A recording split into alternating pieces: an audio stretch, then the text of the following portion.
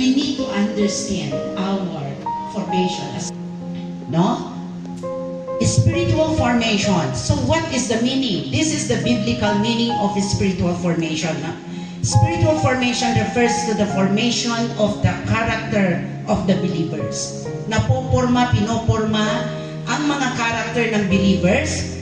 Our values, isa-isahin natin ito, our attitudes, and their willingness to be changed into the image of Christ.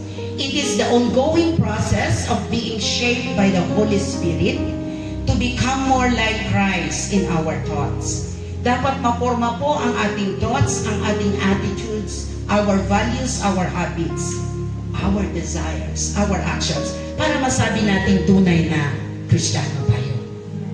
Para maipakita natin yung pag-uugali ni Kristo sa ating buhay.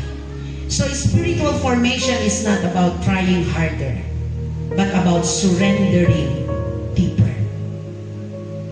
So this passage, sabi ko kanina, is a God's call to all believers. Are we all believers? I hope so. Sa umagang ito. This is a call, an invitation for all of us to stop copying the world. Ano ba ang ino-offer ng world? 1 John chapter 2, 15 to 17, alam natin ito, pride, lust of the eyes, lust of the flesh, tayo doon. At kapag ito ang kinokopya natin, masisira tayo. Everything that the world offers now is temporary.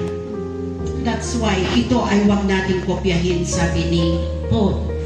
Do not conform to the pattern of this world anymore. Yan yung sabi niya, let God renew our thoughts and be changed into the image of Christ. What are the areas? Ano ba yung area ng ating buhay na nangangailangan ng spiritual formation? Actually, our whole being. But number one, our thoughts. This is from Romans chapter 2, 12 verse 2, our text kanina. Our thought needs spiritual formation. Why? Because our natural thoughts, especially pagka hindi nakakilala sa Panginoon, is often shaped by sin. Ang pag-iisip ng mundong ito ay puro kasalanan, puro fear, puro pride. No? Makasarili ang tao kapag hindi nakakilala sa Panginoon. Kaya kailangan ito ay ma-influence ng Word of God. Kailangan ito ay mabago ang views natin. Yung mga tumatakbo sa ating isipan. It's very important to transform, to change our thoughts, our mind. Why? Because it will influence our action. Kaya kung ano yung iniisip natin, it will affect what we do. If our thinking is full of anger, if our thinking is full of pride, lies, it will reflect. Nare-reflect po ito. Lalo na kung Kristiyano.